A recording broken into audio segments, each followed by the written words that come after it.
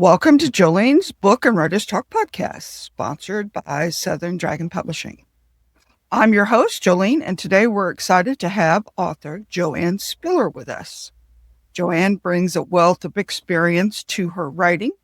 She recently retired as the Director of Education at the Jefferson County History and Art Center, and now serves as a curator and exhibit manager for the Bill Smith Jewelry Collection. This unique background has given her invaluable insights into preserving and showcasing historical artifacts. Her latest book offers an unprecedented look into the life and creations of renowned jewelry designer Bill Smith. As both an author and curator, JoAnne has demonstrated a remarkable ability to bring history to life through meticulous research and engaging storytelling.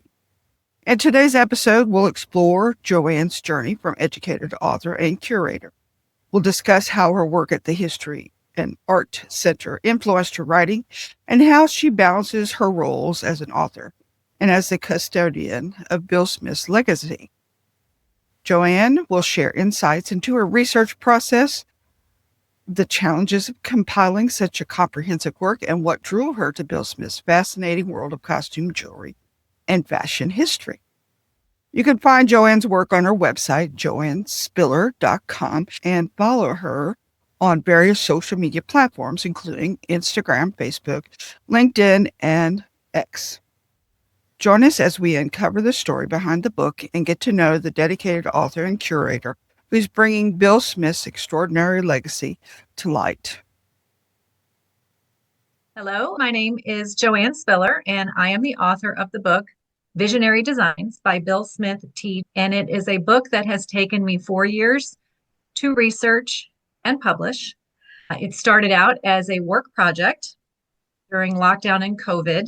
I have been the Director of Education at the Jefferson County History and Art Center I'm closing in on my 25th year. And I develop and teach the educational programs there, not only for students, but also for outreach. And one of the projects that I wanted to take on was a book about people from our county, Jefferson County in Madison, Indiana, who went on to become famous people. Because we are a very small town. I was not born and raised here. My experience with these students is that a lot of them never leave the county. Louisville's an hour from here. Indianapolis is 2. Cincinnati's an hour and a half. And many of them, by the time they reach the 4th grade, still have not gone anywhere except for Disney. So I wanted to also show them that people from a small town could go off and do great, big, wonderful things. And so I started compiling a list of people from our county going way back who maybe didn't grow up here or live here for very long, but did have an influence in the world after they had spent some time here. And in going through our archives during COVID, my boss and I took on the task of reevaluating all 10,000 articles we have in our database. And if you don't work in the museum industry, the database is both a curse and a gift. There's a lot of work that goes into putting an item in a database and keeping track of it. And so we were reshelving, we were reconsidering, and we came across 2 pieces of jewelry and a newspaper article, and they were on this gentleman, Bill Smith. And my boss said, just put those to the side. Maybe you can put him in your book. And I said, sure thing, great. Well, as we were looking at the accessions for the pieces, I had to go into the database and make sure the photo was correct, the dimensions, everything that we had was correct. And there are plenty of gaps to fill in one of these forms. And so I took to the internet and searched Bill Smith. What did we know about him other than the 2 pieces that we had and the newspaper article, which was from like 1969? I found out a lot. And then it ended up that I started to curate our permanent collection of his exhibit. And I purchased pieces on behalf of the museum. I purchased pieces myself for the museum. And in fall of 2022, we had enough to put together an exhibit. And it was this third exhibit that I had done. I also curate exhibits. And it was extremely well attended by our community. There are very few people left that knew him or remembered him because he was born in 1933. So my contacts are extremely limited, and he has no direct family still living in the county. But it was very well received. And there's a gentleman who lives in the next county over. His name is Clifton Nicholson Jr. He is also a jewelry designer, and he worked with Bill for 2 years. And he's still alive and kicking. And he is actually now one of my very dearest friends. And he came to the exhibit and was so enamored of the project and so overwhelmed at the memorial we were trying to build to this man that he went home, rummaged through his closets. And 2 weeks later, he called me and said, JoAnne, I have something for you. Can I stop by the museum? And I said, oh, absolutely.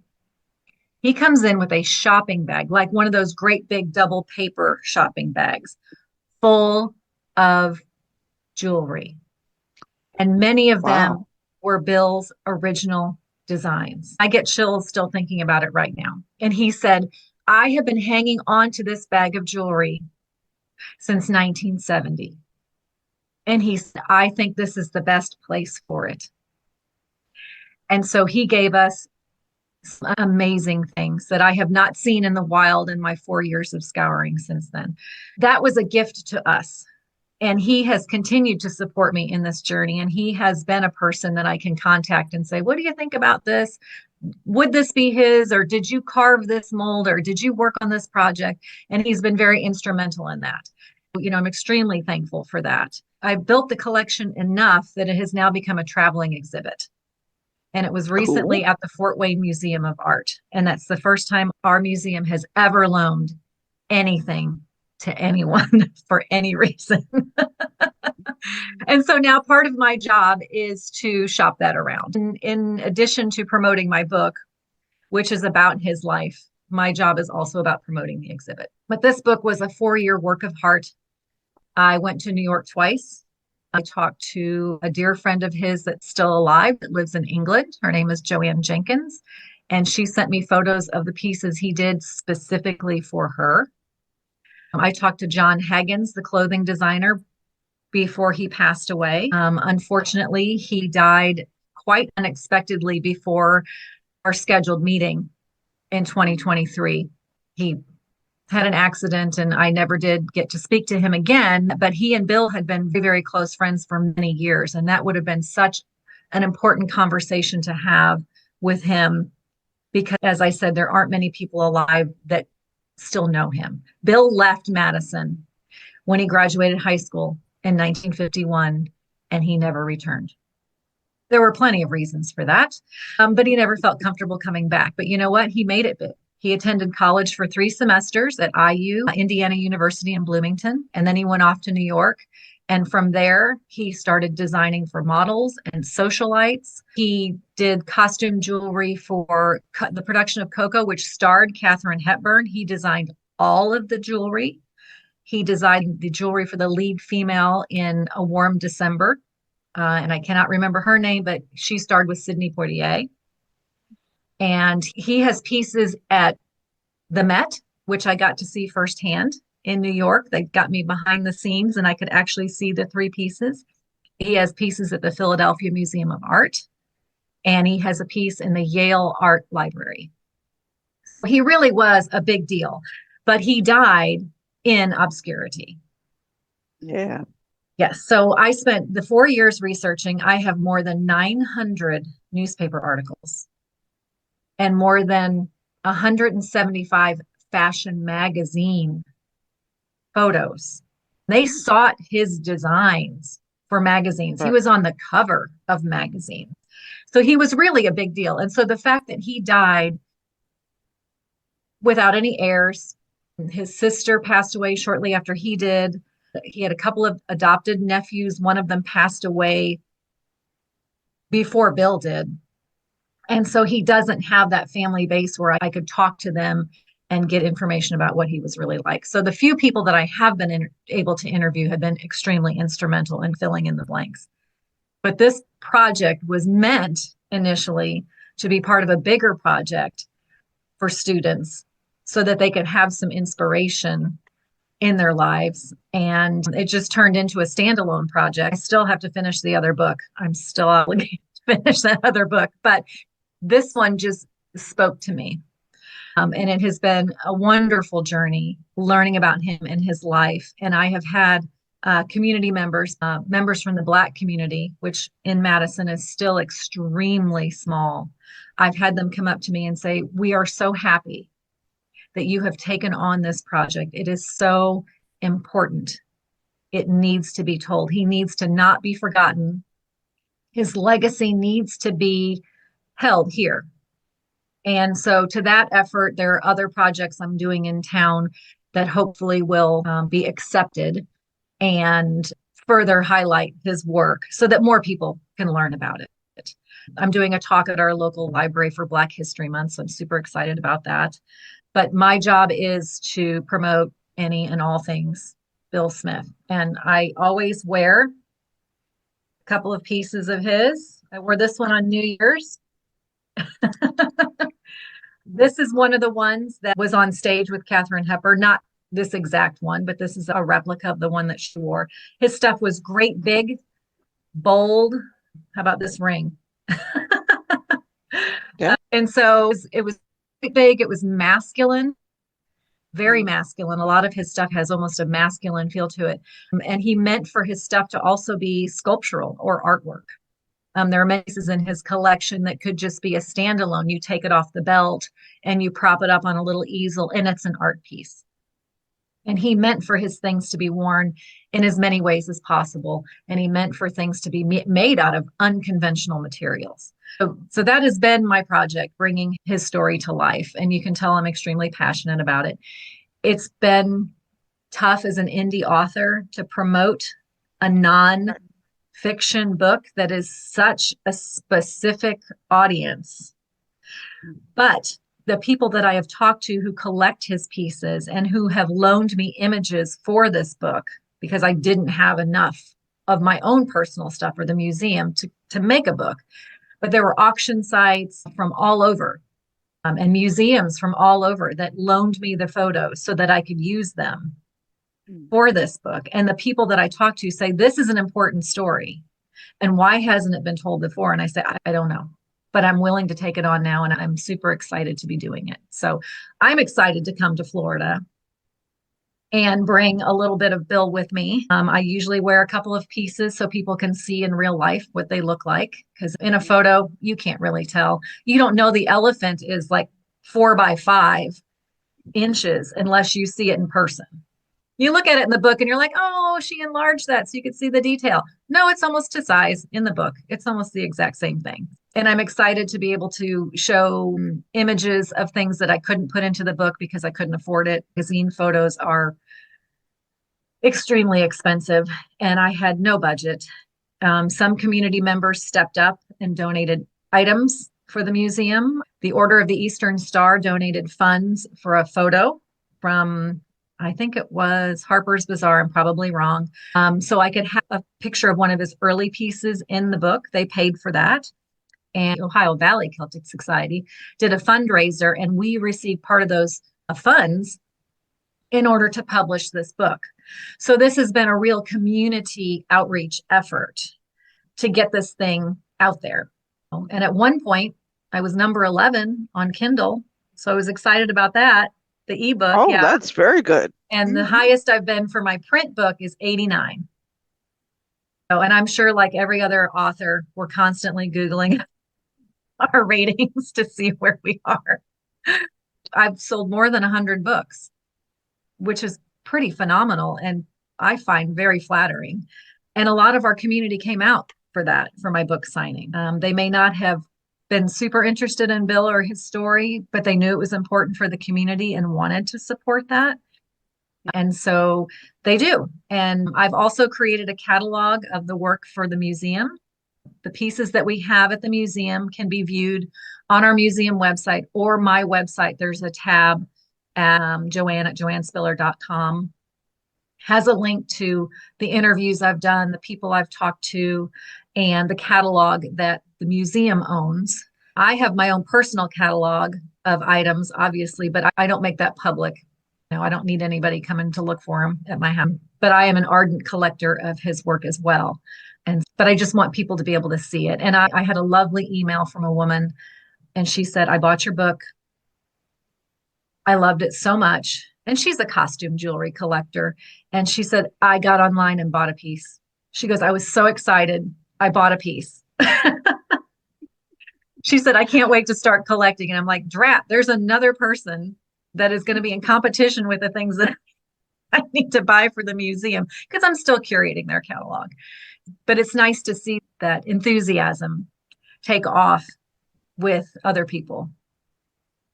Okay. Cool. Well, while you're in Gainesville, you'll have to check out our museum that the Writers Alliance of Gainesville always goes to, and I will send you a link. Oh, please do. Okay. Everywhere I'm set up to go, because I have, I think, 4 or 5 book fairs I've scheduled this year. Everywhere I go, I plan to not only visit museums, but like I said, it's not just me selling books. I'm also trying to sell the exhibit. Store inside. Oh, nice. And yes, and they may be interested in buying that would some be of your lovely. books. Yeah. It's just a difficult sell because it's such a specific market. Okay, you have to find your people. You have a Twitter account, but I do. And you have an Instagram account. Yes, I do. Do you have any other? My webpage is the one that people should contact for more information. I post the behind the scenes information, Bill's early life, stuff that didn't make it into the book, but it's still relevant to the story. And so that's where you'll find that. You'll find pictures that didn't make it into the book. I have some pictures of him in college that I didn't find until after the book was published, of course, even though I went to IU 4 times to do research. But these things still come up. They're getting better with AI and face recognition and things like that. Yeah. So he was a cheerleader, apparently in 1951, one of 4 male cheerleaders at IU. And I have 2 photos of him in one of the productions that the theater group did. He did not declare a major. He studied art and dance. And originally he went to New York to become a dancer. But there were no roles in 1953 for Black men, at least none that were going to pay the rent. And so he turned to his artistic talents and got into making jewelry. That's a whole big long story, but he caught the attention of some very important people. And then his career just took off. He had his own company by 1958. So he would have been, 35 years old, something like that? No, not even that. He found the right people and found his audience. And clearly it took off.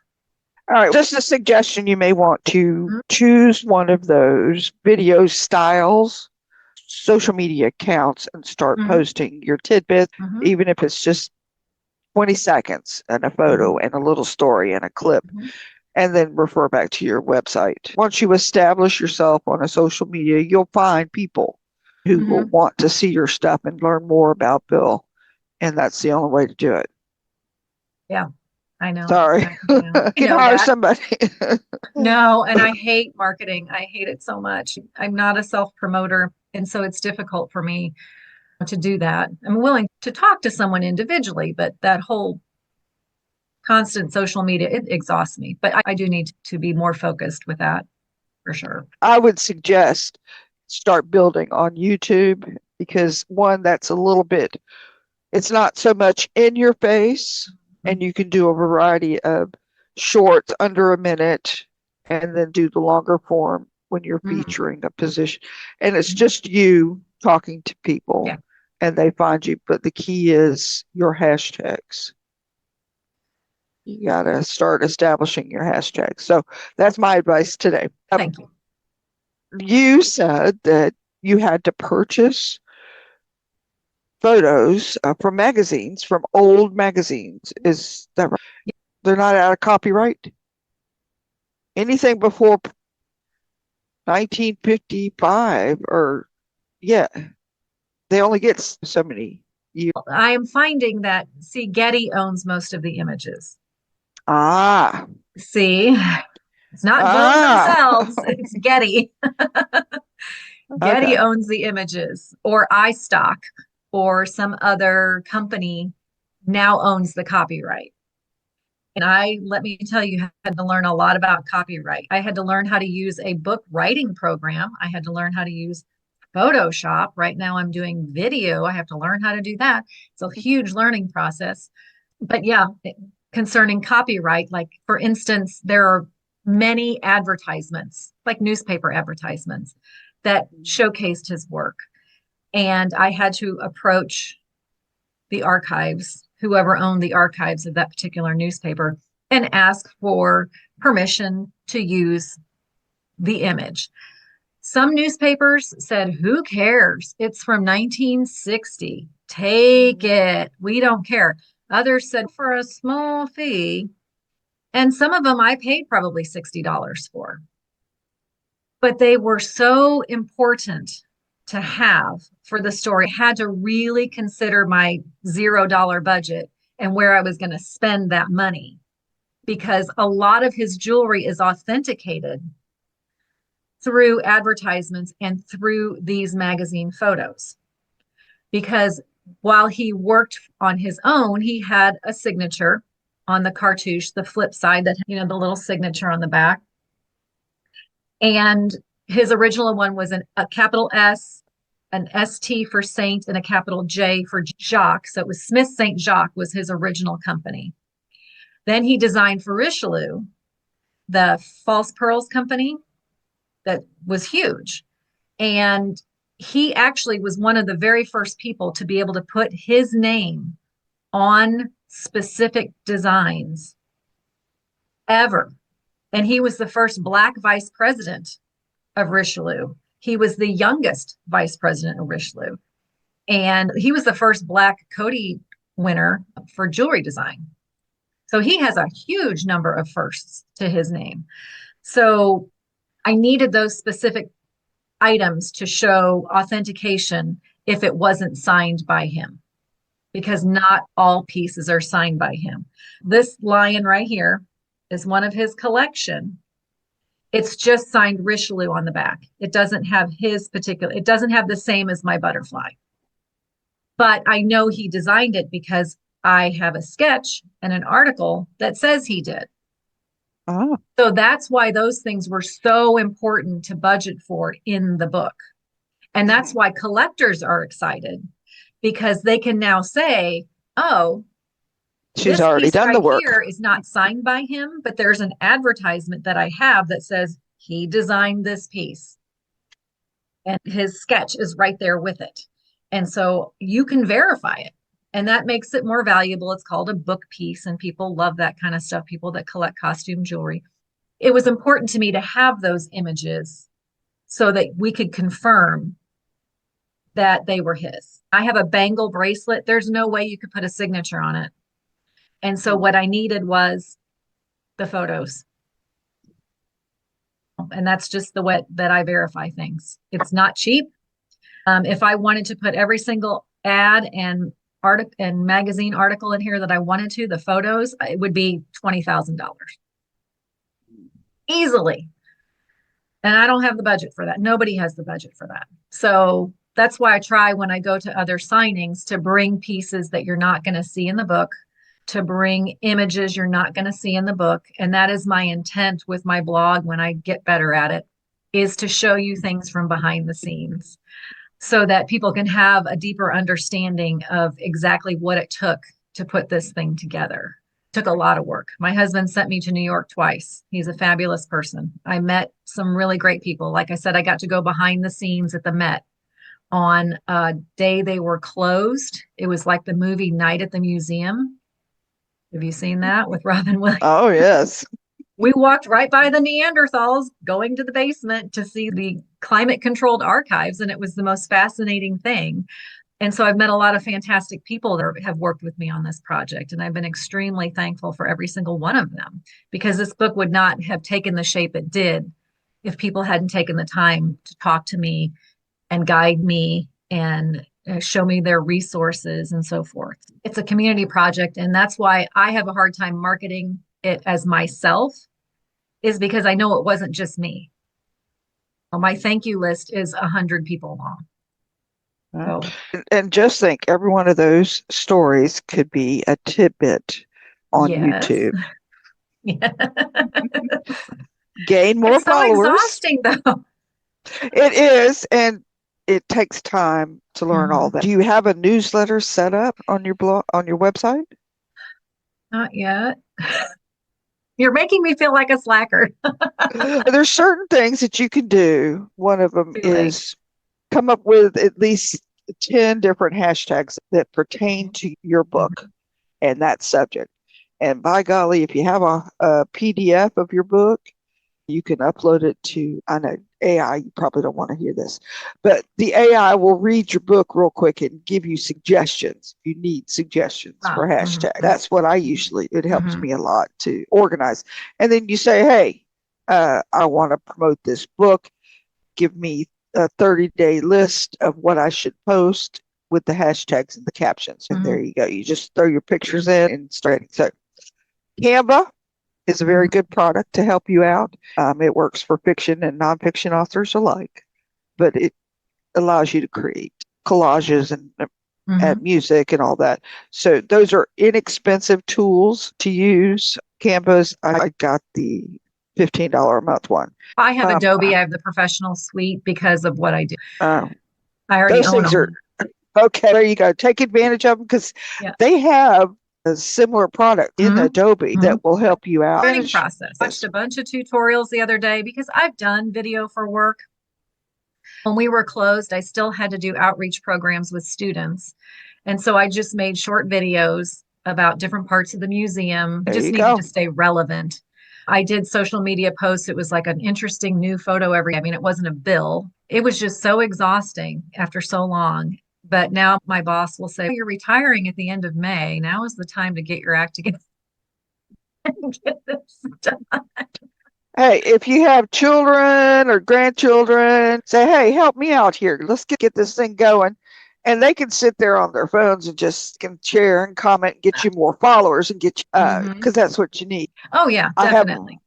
I set up in the morning with my cup of coffee and I go on social media and I like and share and all that. And then in the evening, I schedule all the posts for a week or 2 weeks out. That way I don't have to worry about it. So take advantage of the tools.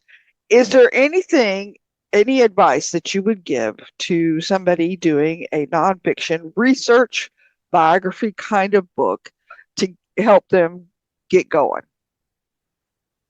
I think my advice would be to be extremely organized and methodic in your work. I have a list of references found through Google or Bing or whatever search I was looking through. And I had an Excel spreadsheet. And that includes any references to books, magazines, newspaper articles, exhibits, anything. And I went by them one by one because you have to verify one way or another. Is this a fact or is this something that's just been perpetuated by misinformation? For example, many people will quote Bill as being born in 1936. He was born in 1933. I have a copy of his birth certificate.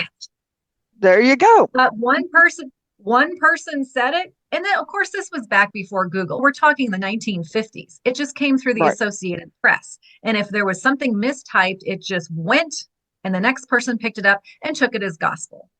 So a lot of that I had to disprove that it was him. Prove or disprove. Those are your two choices. There was another gentleman named Bill Smith, but he was a white man, about 10 years older. He was a designer, but it was clothing. So a lot of times they get lumped together because they had the same name. There was a gentleman named Art Smith who Bill actually apprenticed with, who was older, and they get mixed up all the time as well. And so I had to go through every single, we're talking more than 1,000, probably 1,600 sources to either verify or disprove. And that's the very important thing with doing research on nonfiction. You don't want to be caught in a lie.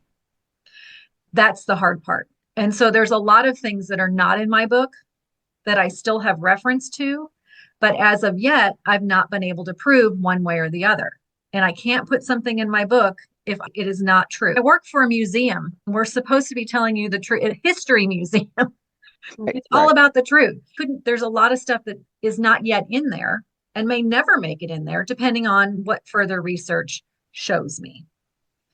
But it's very time consuming, but the more methodical you are about it, the more organized you are about it, the better you're going to be. And if I had a separate spreadsheet, so if I found something to be not true, I highlighted it, put it on another page. And now I have a page of untruths to go with my 60 pages of truths. So that way, if I'm searching and after a while you can't remember everything you've looked at, I go back to my source and I say, nope, that one for sure. Maybe the book finally came into the library. Maybe I was finally able to find somebody to scan the page. And then it went either to the proved section or the true or false. I do have a page where I can say, this was incorrect. And I have corrected people on social media. There was a woman who posted something on Facebook and she's like, 5 things to know about Bill Smith. 3 of them were wrong. And she had 2 pictures on her little page. Okay, neither of them were Bill Smith and neither of them were the same man. She had Willie Smith, the clothing designer. She had Art Smith, the jewelry designer. Nowhere to be seen was Bill Smith, the jewelry designer. So there was 2 things on that whole things to know about Bill that were actually correct. And I have a task to do this week, which is correcting the wiki page, which I find extremely painful. And the other thing is Yale has, like I said, a piece in their art collection. And they have his date of birth is 1936. And they have the piece listed as being made probably 10 years before it really was. And so I need to now send them a birth certificate. I need to now send them the ad that I have, fortunately, the print ad that shows this exact piece with the date and say, now you need to update your database. And I'm sure they were just going with what they knew. But now that they are going to know better, they're going to need to change it to be better. And so that's constant. I'm constantly fighting that battle. When I find pieces at auction or whatever, I have to say, now you might please check my book.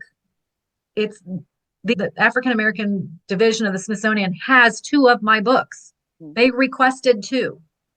So I'm pretty sure I'm a bit of an authority on this. And I try to be kind about it, and say, you don't know. If you're not into researching, you're not going to know this. But it's important to me that this misinformation doesn't keep being perpetuated. Nip it in the bud. This is where we are. We're moving on. So I find myself doing that occasionally as well. And it's more of as an educator, it's a teaching process.